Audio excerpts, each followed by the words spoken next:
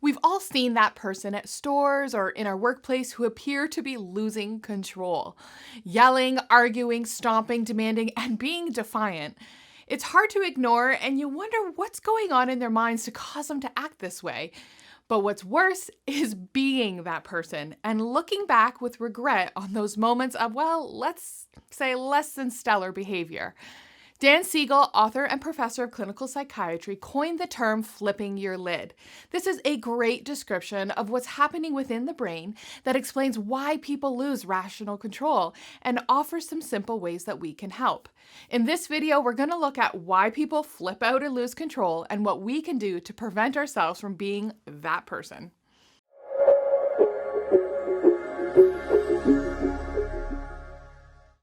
Hey there, my name is Laura, founder of Hope Made Strong.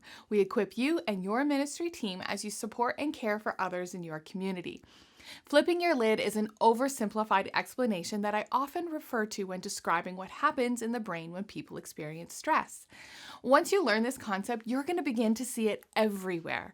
The frustrated customer, the angry neighbor, the exhausted parent. And your response to this human experience will be forever changed, and you build self-awareness and resist that urge of flipping your own lid. If you hold up your fist with your thumb tucked under your fingers, this is a visualization of the brain. Your fingers are the prefrontal cortex, or the logic center of the brain, and the back of your hand or your wrist is the brain stem, or the area that is in charge of all the automatic system functioning, like breathing and temperature and heart rate. Your thumb, that's called the amygdala. That's the part of the brain that senses danger and alerts the rest of the brain and triggers the fight, flight, and freeze responses. Now, normally, the logic center is in charge. It's constantly processing and analyzing. And just a side note, this part of your brain is not fully developed until you're in your early 20s.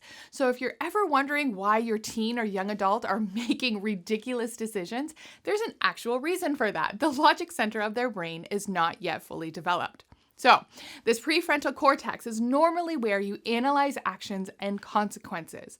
But if your amygdala senses danger, then it takes over and you flip your lid. You're no longer operating out of your logic center, but your amygdala.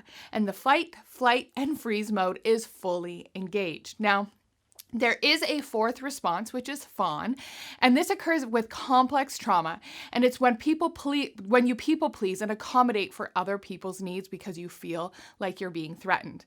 But the fight, flight, freeze response is more typically what we see in the average person. Those who have flipped their lid are often responding with a lot of emotions and they're having a physical response. Their face might be red, or they're fidgety, or they may feel the need to pace. And this is 100% of how our bodies are designed to work. If we're experiencing a real threat, like someone chasing us, we would need to be alert, hyper-aware, and ready for actions. Our bodies do not distinguish between a real or imagined threat. It doesn't matter if we feel like someone is threatening us or if someone is actually threatening us. Our physiological response is the same.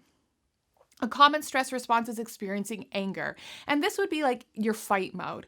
We become defensive, sensitive, loud, agitated. We've all been there. You know what happens when you get angry. But it's interesting to see how Scripture reflects God's wisdom on how to deal with anger and flipping our lids. After all, God is the designer of our bodies. There are several scriptures in Proverbs 15 and then again in James where it talks about being slow to anger.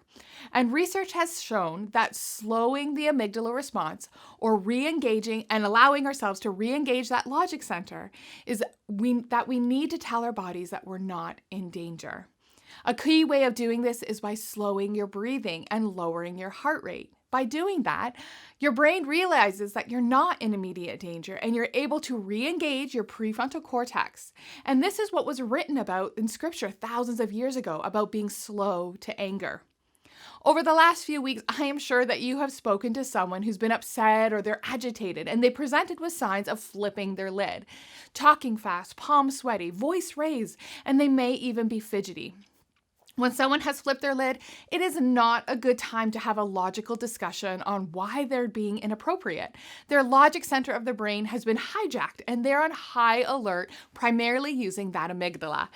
If you or someone around you has flipped your lid, do what you can to bring down their heart rate. Deep breaths, cold air or water on the face, walking the tension off, really anything that would lower temperature and lower the heart rate, and allowing time for the logic center to re-engage.